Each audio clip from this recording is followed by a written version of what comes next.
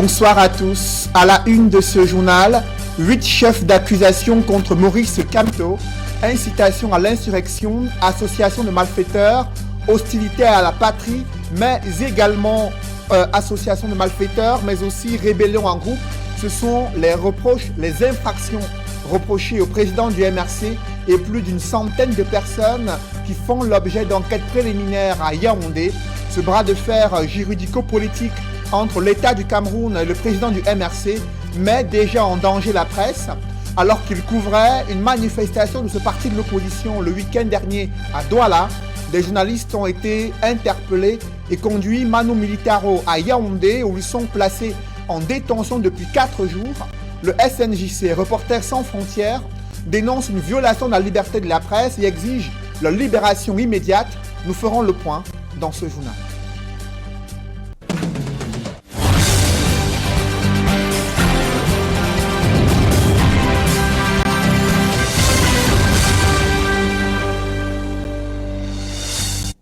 Merci de suivre cette édition complète de l'information sur Equinox Télévision. Le conseil de Maurice Kamto a fait le point sur les infractions qui lui sont reprochées dans le cadre de l'enquête préliminaire ouverte à la suite de son arrestation à Douala.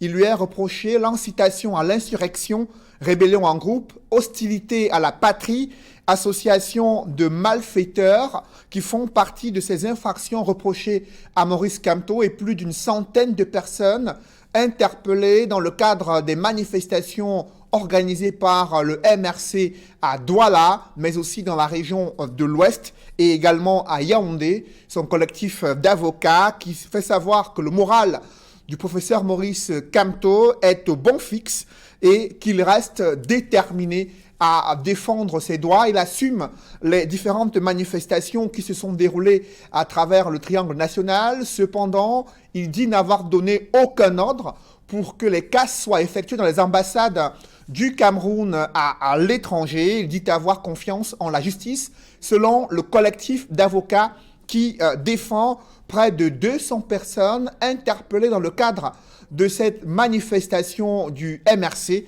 Des personnes arrêtées à travers différentes villes du Cameroun et tous conduites du côté de Yaoundé. Et comment la presse internationale suit-elle cette affaire concernant le professeur Maurice Kamto et son arrestation et sa détention depuis près de 4 jours? Ils suivent de près cette information et relèvent comment le président de la République, Paul Biya, est en froid désormais avec son principal opposant, Maurice Kamto. Une affaire plus politique selon la presse internationale. Nous reviendrons d'abord sur cette affaire concernant le point de presse donné hier soir par le conseil juridique de Maurice Kamto et des autres personnes interpellées dans le cadre de manifestations organisées par le MRC, 8 chefs d'accusation contre le principal challenger de Paul Biya à la dernière élection présidentielle. On voit tout cela dans ce reportage que signe Guy Zogo. Après l'arrestation des principaux leaders du MRC, le collège des avocats constitué pour leur défense s'est exprimé à Yaoundé. Il en ressort que les principaux lieux de détention des manifestants sont désormais connus. La vingtaine d'avocats a officié sur 4 sites, au GSO, au CED, à la GMI et au parquet. Tous les avocats ont couvert ces 4 sites où se trouvaient les manifestants, les militants qui ont été interpellés dans le cadre de la marche du 26 et pour certains le 28. Quant à Maurice Kamto, les avocats du MRC soulignent être parvenus à le rencontrer après maintes entraves. Nous avons eu des difficultés à le rencontrer. Des difficultés à le rencontrer tout simplement parce que entre son interpellation le 28 janvier 2019 à Douala et son audition en ce jour, le 30 janvier 2019, nous n'avons pas pu le rencontrer. Nous avons cherché à le rencontrer en vain parce que nous avons rencontré des entraves sur notre chemin. Au passage, il dénonce le jeu de Colin Maillard des autorités camerounaises à ce sujet. Alors que d'aucuns l'annonçaient à la PJ, avec le déploiement de policiers qui avaient autour de la PJ, D'aucuns l'annonçaient au CEP, mais c'est finalement au GSO, Dieu merci, que nous l'avons rencontré. S'agissant de l'audition de Maurice Kamto par le directeur de la police judiciaire, ses conseils précisent qu'il assume uniquement les marches tenues au Cameroun. Globalement, le professeur Kamto est tout à fait, j'allais dire, une fois de plus serein dans ce qu'il a dit, et il assume les marches pacifiques qui ont eu lieu au Cameroun, et il dénie quelques manifestations que ce soit qui se soient passées hors du Cameroun. Outre le cas Kamto, le MRC fait le point sur les manifestants arrêtés auxquels il a pu avoir accès. Il y a un premier groupe auquel nous avons eu accès, notamment ceux qui ont manifesté à la poste centrale, ce groupe qui a été amené au commissariat central numéro 1. Mais il y a d'autres que nous n'avons pas encore pu rencontrer et donc qui n'ont pas encore eu le soin de santé pour diverses raisons, soit parce que nous n'avons pas pu encore établir un contact avec eux, soit alors il y a un refus à ce que les soins de santé leur soient prodigués. Mais le sort de ces manifestants fait état, selon ce parti politique, de violences exercées sur ses militants. Nous avons rencontré exactement 7 personnes qui s'agissait en gros des cas de traumatisme. Ce n'étaient pas des cas de maladies chroniques qu'on a l'habitude d'avoir, non, c'est des cas qui étaient liés à des agressions physiques. Désormais, avec la constitution des avocats du MRC, place est faite à la bataille judiciaire dans cette affaire. Quel est le regard de la presse internationale sur l'arrestation du principal challenger de Paul Biya à la dernière élection présidentielle? La presse africaine, notamment la presse également française, qui évoque le silence complice de la communauté internationale sur ce qui se passe au Cameroun concernant l'arrestation de certains leaders de l'opposition alors qu'ils manifestaient pour revendiquer leurs droits de façon pacifique. La revue de presse internationale avec Gladys Sidier. Aucun détail de l'affaire n'échappe à la presse internationale. Depuis les marches pacifiques du 26 janvier, l'arrestation de Maurice Kamto et d'autres cadres du MRC, les médias étrangers proposent le film des événements. Le Point FR, à ce sujet, titre « Au Cameroun, l'arrestation du principal opposant à Paul Biya ne passe pas. Le chef de file et les cadres du MRC arrêtés lundi sont toujours en garde à vue. De plus en plus de voix s'élèvent pour demander la libération du principal opposant à Paul Biya. Et alors que la voix de la France se fait toujours attendre, Libération.fr condamne le silence de la France. Libération titre « Le silence de la France est interprété comme une complicité avec les dictatures ». Pour le site, la France est accusée de soutenir par son silence un régime dictatorial dans un pays en pleine implosion. La France est accusée ici d'appliquer la mesure de 2 poids 2 mesures, elle qui vient de donner une semaine au pouvoir de Caracas au Venezuela pour céder la place à une alternance jugée plus légitime et plus démocratique. D'où la question posée par Libération, quelle est la différence entre le Venezuela et le Cameroun ? Les voix s'élèvent pour demander la libération du leader du MRC et ses partisans. Des appels à la libération de Maurice Kamto qui se multiplient, comme le souligne RFI.fr, aussi bien sur le plan national qu'international.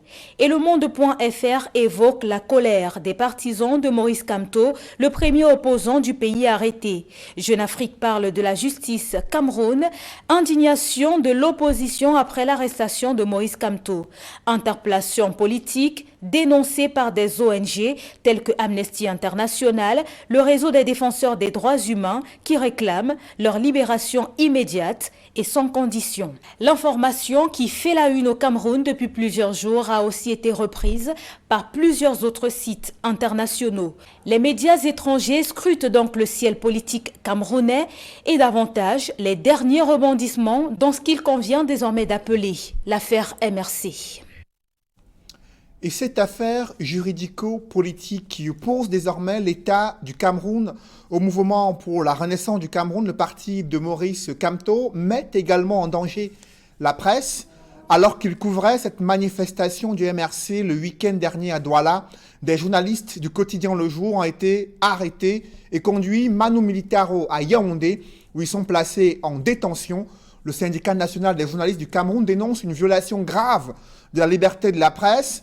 Leurs collègues sont inquiets au sujet de leur situation dans la rédaction du quotidien Le Jour à Douala. Nos reporters y sont rendus pour prendre le pouls des confrères touchés par cette situation concernant les journalistes qui sont placés en détention depuis près de 4 jours à Yaoundé sans nouvelles de leur famille. Des précisions dans ce reportage que signent François Dikoumé et Sylvestre Hippolyte Zangaou. Jeudi 31 janvier 2019, nous arrivons dans les locaux du quotidien Le Jour à Douala. Sur place, 2 reporters, Hélène Tientio et Mathias Mwendengamo, sont à la rédaction.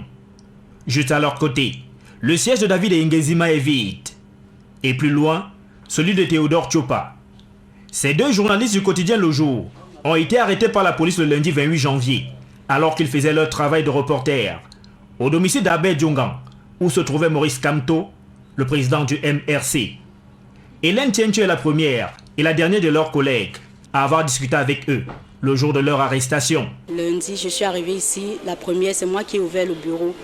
Entre-temps, David est arrivé, ensuite Théo. Et David, il était assis à cette chaise. Et puis, on papotait. Théo aussi était en train de le taquiner. Et puis, il y a un coin là, juste à côté, chez la maîtresse. Donc, ils sont allés là-bas prendre un pot, disons, le repas de midi, quoi. Et le temps d'échanger un peu. Quand ils sont donc revenus, j'ai demandé à David s'il rentrait, puisqu'on est sensiblement voisins. Il m'a fait comprendre que non, qu'il sortait avec Théo. Donc c'est la dernière fois que je les ai vus. Ils sont sortis d'ici pour Feu Rouge Bessengue. Plus tard en soirée, elle apprend une nouvelle inquiétante. Le même soir, il y a eu des publications sur le forum SNJC, des confrères qui faisaient savoir que ils sont à l'intérieur, que David et Théo sont chez Albert Nzonga. Bon, quelques instants après, on dit mais on a arrêté Maurice Kamto et tous ceux qui se trouvaient sur place. Donc c'est comme ça que j'ai appris que les 2 ont été interpellés. Interpellé lui aussi quelques mois plus tôt, dans l'exercice de ses fonctions par la police, Mathias Mwendengamo affirme que la violation de la liberté de presse est inadmissible. Aujourd'hui, c'est pas un seul autre collègue, mais 2, David et Théodore. Je pense que ce sont des arrestations de trop. Nous ne faisons qu'exercer notre devoir de journaliste. Et à chaque fois que nous sommes interpellés, la première chose qu'on fait, c'est de se présenter. Alors qu'on se présente et qu'on est quand même interpellé et conduit avec d'autres personnes qui ont des motifs bien différents, ce sont des déplacements de trop. Arrêté et privé de liberté depuis lundi, la situation de David Ngenzima et Théodore Tchopa ne préoccupe pas que leurs collègues. Le propriétaire des locaux que loue le quotidien Le Jour à Douala vient régulièrement aux nouvelles. Je les connais parfaitement, on se côtoie tous les jours et je ne les vois pas en train de faire des choses qui peuvent faire qu'on les arrache comme les voleurs. Et même ce sont les journalistes qui doivent écouter et indiquer les autres Camerounais. Le syndicat national des journalistes du Cameroun est également préoccupé par l'interpellation et la privation de liberté des 2 journalistes. Ils ont été conduits à la direction régionale de la police judiciaire du littoral dans les entrefaits et qu'à 2 h du matin, ils ont été tous conduits, tout ce qu'on a pris dans le domicile de M. Zongan, près d'une centaine de personnes, ont été conduits à Yaoundé au CED. Et après le CED, dans la journée, on les a conduits à la direction régionale de la police judiciaire du centre pour les enquêtes. Et subitement, tout a changé. Et depuis mercredi, ils sont détenus au GSO où les auditions continuent. Le secrétaire général du SNJC révèle également que selon les informations à sa disposition, David Ngenzima a été auditionné mercredi et Théodore Tchopa jeudi. Le SNJC demande la libération immédiate de ces journalistes. Qu'ils soient immédiatement libérés parce que leur qualité de journaliste est établie. Et si vendredi au plus tard ils ne sont pas libérés, que toute la presse soit solidaire et proteste fortement contre cet embastillement des journalistes. Pour le syndicat national des journalistes du Cameroun, l'interpellation de Théodore Tchopa et David Ngenzima n'est qu'une violation de liberté de presse de trop au Cameroun. Et Reporters sans frontières se mobilisent pour demander la libération de ces journalistes du quotidien Le Jour au Cameroun, Théodore Tchopa et David Eyenge, détenus depuis lundi soir, alors qu'ils couvraient une manifestation de l'opposition qui conteste la réélection du président Paul Biya. Plus de 48 heures après le début de leur détention, ces deux reporters font désormais partie des journalistes emprisonnés et recensés par le baromètre de la violation de la liberté de la presse, selon Reporters sans frontières. Cette ONG internationale dénonce également l'attaque à l'arme blanche dont a été victime le journaliste Paul Chouta ce jeudi matin, selon Reporters sans frontières. C'est une agression préméditée au cours de laquelle le journaliste aurait pu perdre la vie sans l'intervention courageuse de ses voisins. Cette organisation, Reporters sans frontières, qui déplore le fait que les autorités camerounaises n'accordent pas assez de protection aux journalistes. Cette Reporters sans frontières appelle les autorités camerounaises à ouvrir une enquête indépendante et à protéger les journalistes et créer les conditions favorables à l'exercice de leur métier dans un contexte politique mouvementé où le Cameroun a plus que jamais besoin des professionnels de l'information. Et évoquons également cette consoeur qui a été victime d'une agression à main armée, Marie-Françoise Evolo, présentatrice du journal Parler à la CIAC TV. Ses bourreaux ont arraché son sac à main et son bras a été entaillé selon ses collègues de la CIAC TV. Et concernant cette affaire du MRC, l'affaire Maurice Kamto, placé en détention depuis près de 4 jours, il y a la réaction de la classe politique. Parmi ces réactions, celle de Jean-Jacques Ekindi, qui a été face à la presse. Il est revenu sur les textes de loi qui régissent les manifestations publiques au Cameroun, sans faire le procès ou l'apologie de l'une des parties engagées dans cette affaire, dans ce bras de fer juridico-politique. Jean-Jacques Ekindi fait le point sur des propositions qui, selon lui, pourraient permettre une bonne gestion de la situation et favoriser une désescalade au Cameroun. Je vous propose d'écouter Jean-Jacques Ekindi. Premièrement, de libérer Kamto et ses co-détenus. D'ouvrir une instruction judiciaire par le procureur sur les faits qui se sont déroulés au Cameroun et à l'étranger. De recevoir les plaintes soutenues par des preuves de tous ceux qui déclarent avoir été blessés par balle. Que l'administration enquête sur d'éventuels dérapages pendant ces opérations du 26 janvier. Les éventuels contrevenants devront assumer la responsabilité de leurs actes.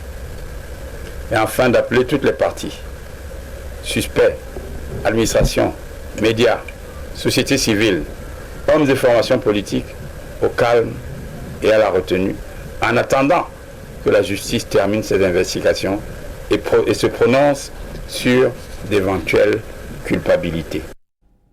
Vous venez de suivre Jean-Jacques Ekindi qui appelle à la libération du professeur Maurice Kamto, président du mouvement pour la renaissance du Cameroun.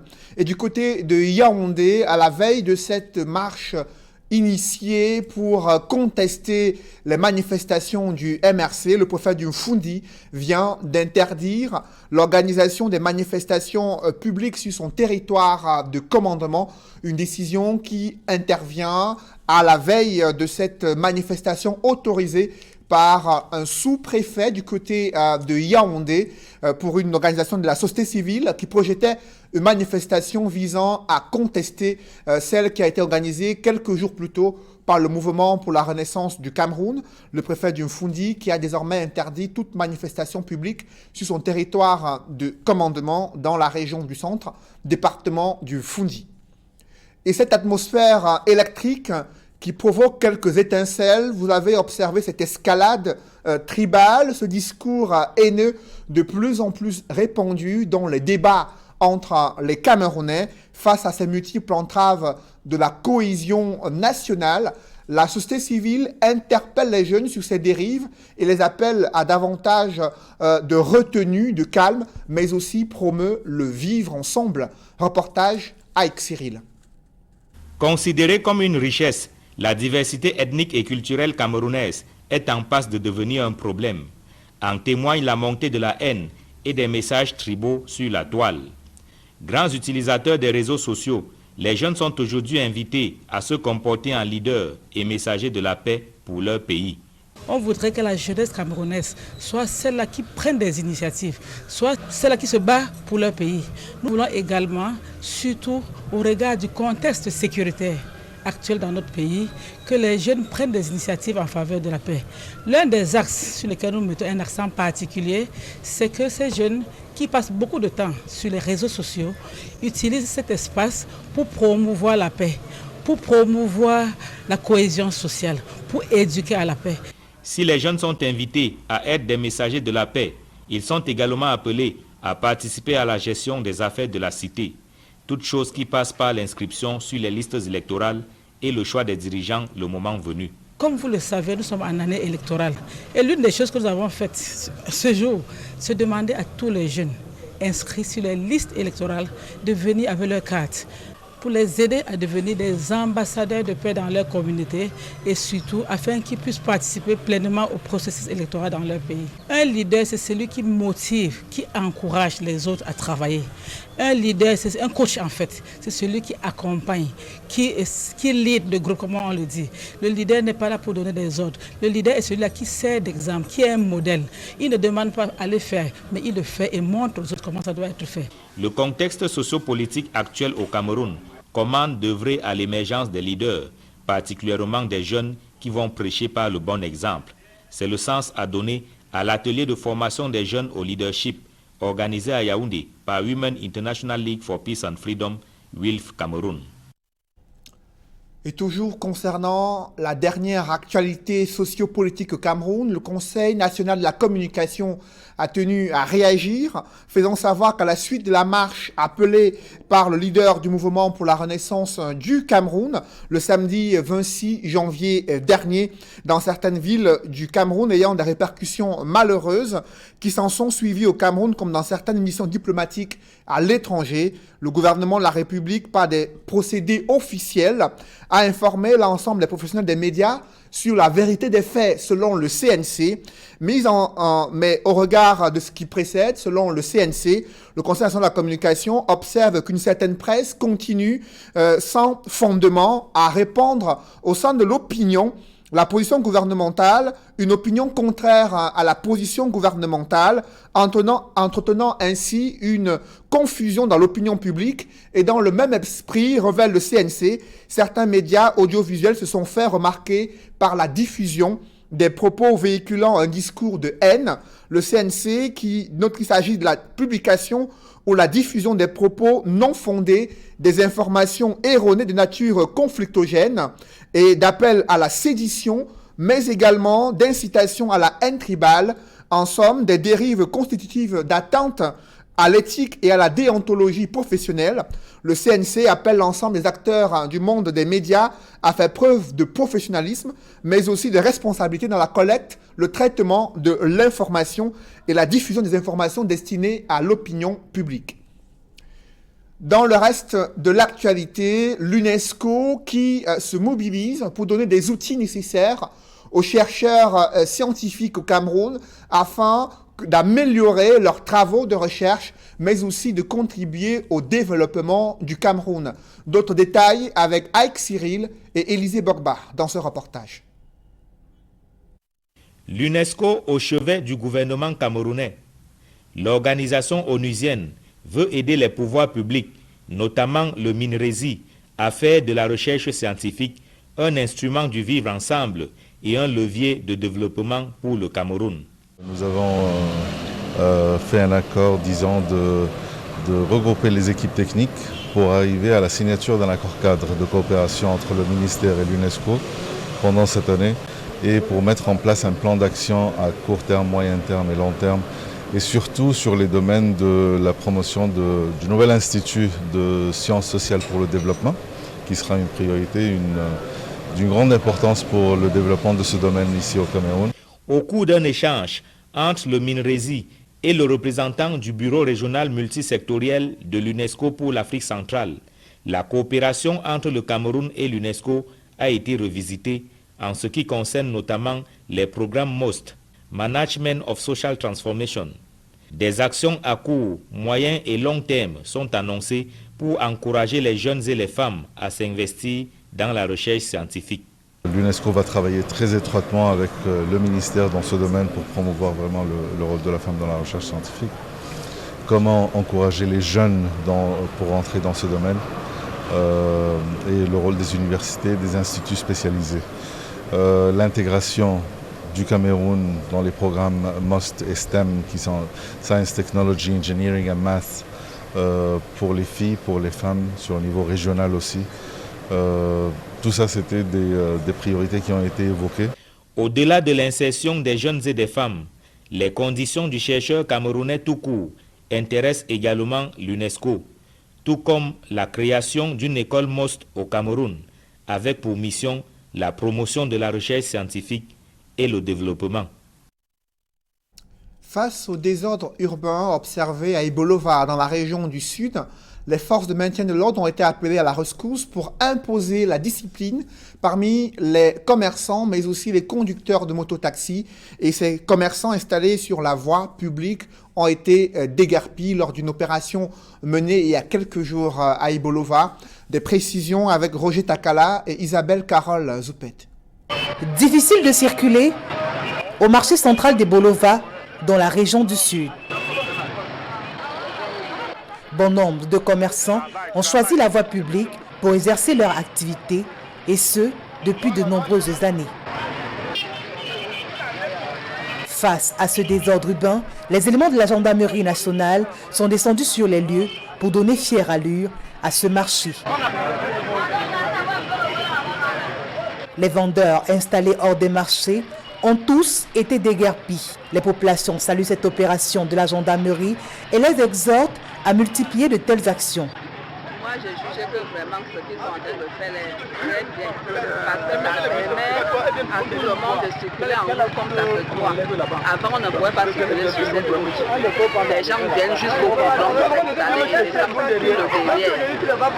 Je trouve que le travail qu'ils sont en train de faire est ça, c'est un acte à apprécier. Avec un hôpital tout à côté, l'hôpital régional, il y a des cas d'urgence pour lequel amener le malade n'est pas évident. Donc c'est bien. S'ils pouvaient faire ça et que les gens respectent et ils ne viennent plus sur la route, c'est une bonne chose. Mais parfois on fait comme ça, après quelques jours, ces mêmes commerçants viennent encore remplir les étalages. Le problème c'est que... Pour les commerçants, c'est le problème du nombre de boutiques inférieur à la demande dans ce marché qui donne lieu à ce désordre.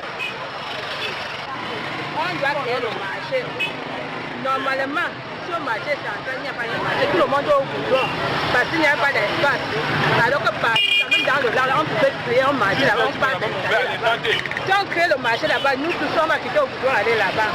Tant qu'on ne crée pas le marché, nous on va toujours rester au boulot. De telles actions doivent être menées sur l'ensemble du territoire national, car le marché central d'Ibolova n'est qu'un cas parmi tant d'autres.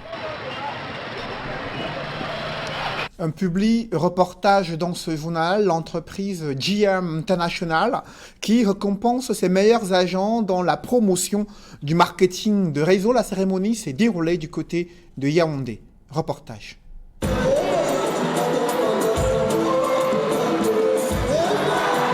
Ambiance de fête au palais polyvalent des sports de Yaoundé.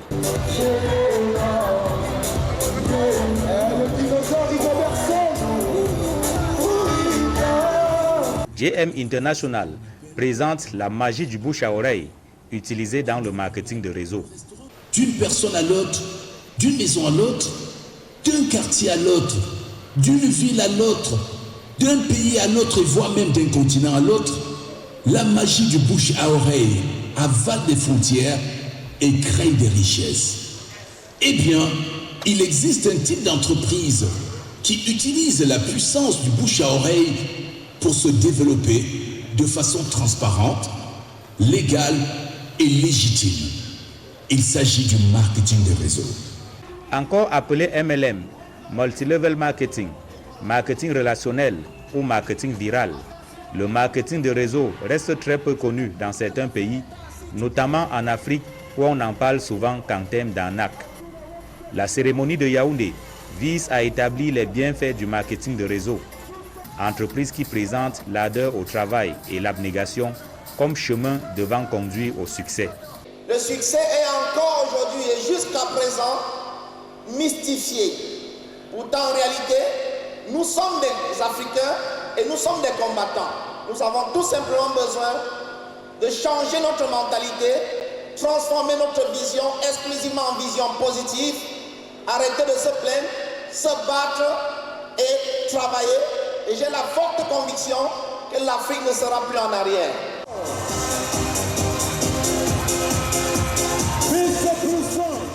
Crown Diamond Ambassador de JM International en Afrique, le Dr Raoul Ndjenou, après avoir reçu ses attributs, insiste sur la nécessité d'assumer son identité afin de briser les frontières de la stigmatisation. J'ai fait 130 pays dans le monde et je ne me sens pas complexé d'être africain, je ne me sens pas complexé d'être camerounais. Bien au contraire, c'est mon identité et j'assume et je me battrai pour qu'ensemble, on relève l'Afrique.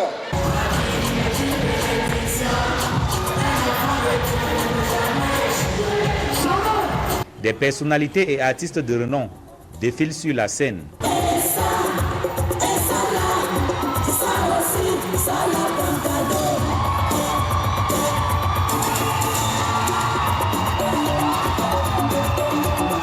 Ils célèbrent les membres dont le courage et l'abnégation sont récompensés par de précieux cadeaux. Si la présentation des Tristar Diamond constitue l'un des moments forts de la cérémonie, l'entrée en scène du Dr Bruce Fang, fondateur de JM International, est sans doute le clou de la soirée.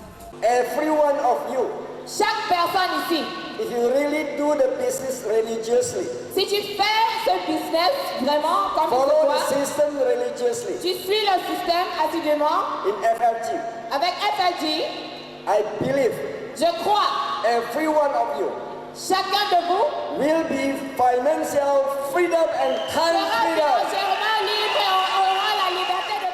JM International a réussi dans le secteur de l'industrie de la santé depuis la création de l'entreprise de vente directe et son expansion mondiale en 2014. JM International aujourd'hui a établi des succursales dans plus de 30 pays en Amérique du Nord, en Amérique latine, en Asie, en Afrique, en Europe et en Océanie. L'entreprise ne cache pas sa détermination à atteindre plus de marchés et à apporter le bonheur dans tous les coins du monde.